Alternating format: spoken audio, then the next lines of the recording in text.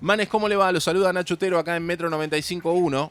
Buen día. Hola Nacho, gracias por la invitación para conversar con ustedes. No, por favor, gracias a usted por sumarse. ¿Cómo está? ¿Todo bien?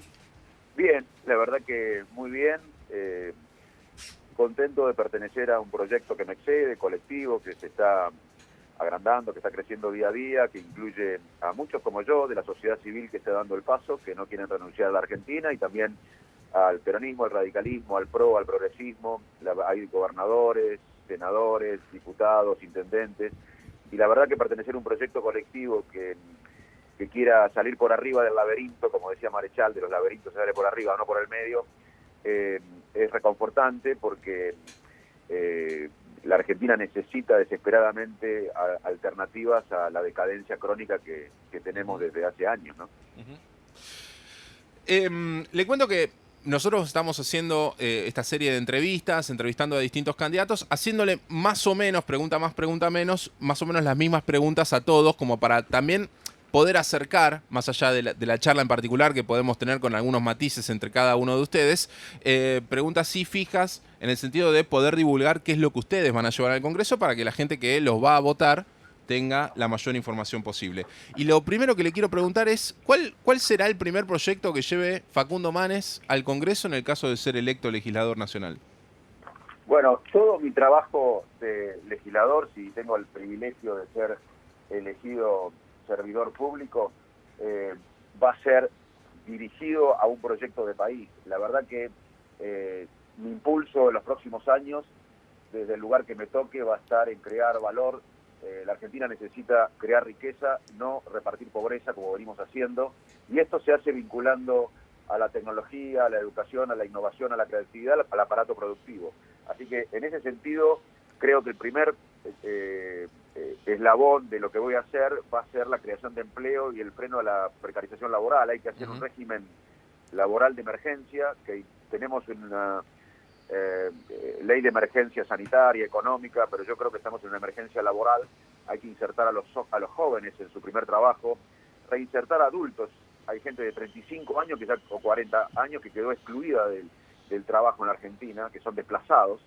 Hay que hacer un régimen de trabajo independiente que lo haga menos precario el trabajo y más solidario con la seguridad social, el sistema de salud. También hay que crear regímenes especiales adaptados a las modalidades laborales, que ya existen en la construcción, en el campo, en el servicio doméstico.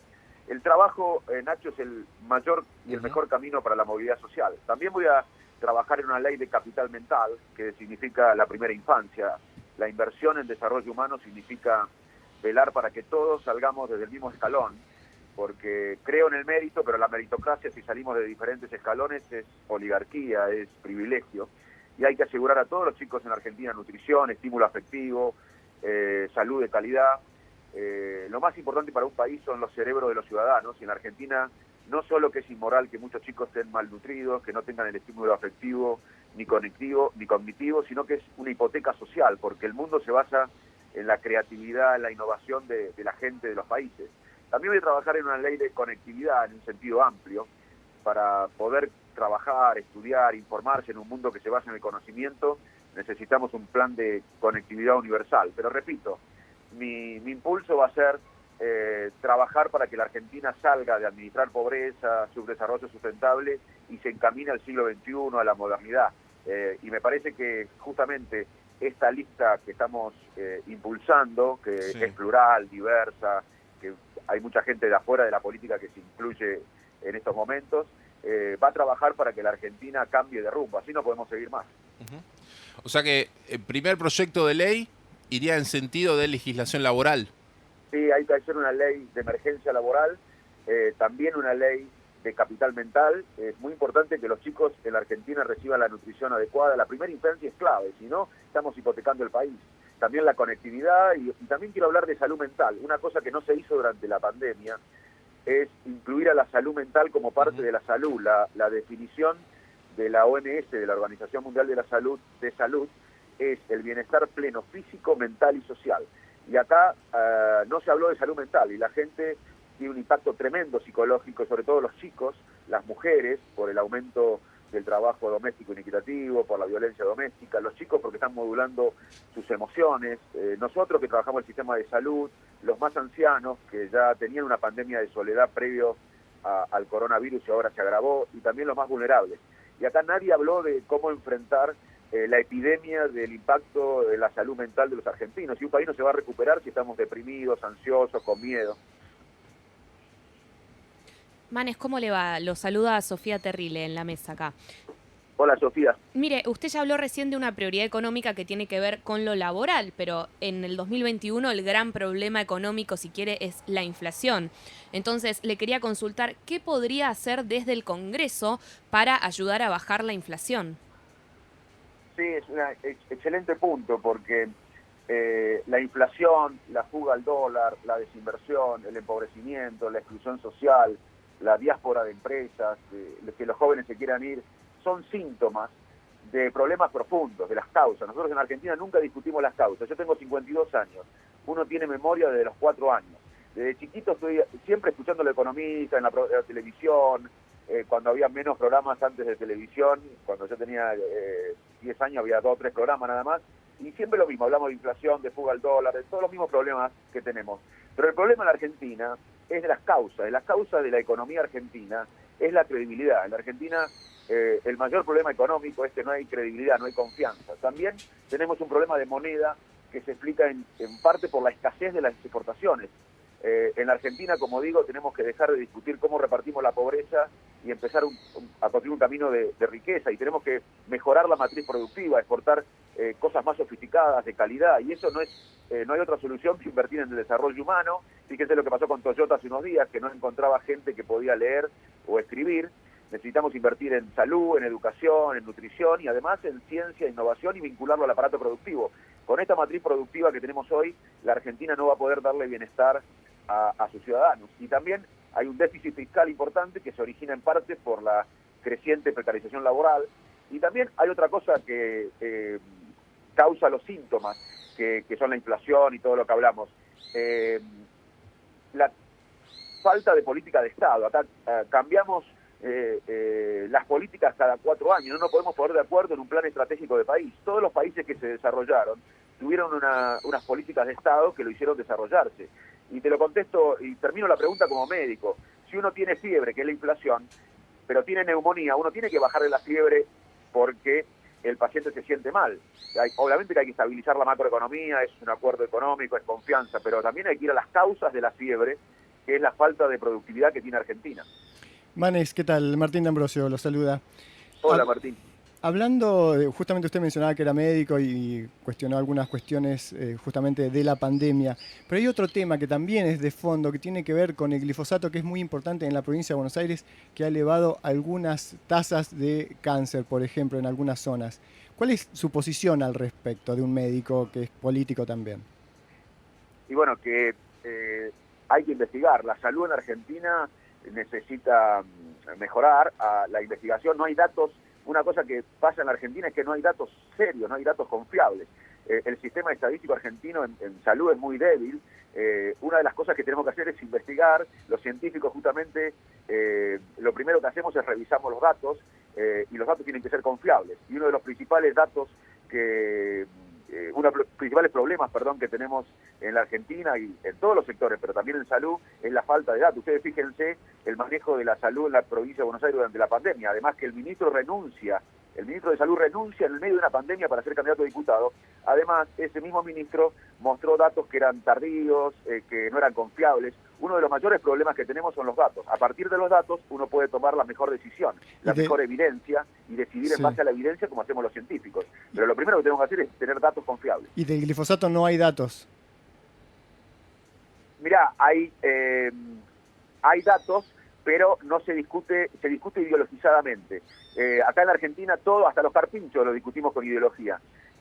La verdad que yo no he escuchado una discusión abierta, sensata. Me parece que es una discusión que tenemos que dar. Hay algunos datos, hay datos de todos los puntos de vista, y lo que me parece que tenemos que hacer es una discusión seria sobre el tema, no ideologizada. Porque acá en la Argentina ideologizamos todos: cuarentenas versus muerte, economía versus salud, escuelas abiertas o cerradas, y yo creo que este tema es muy importante debatirlo, pero con seriedad, sin ideología y con la evidencia científica. Ujú.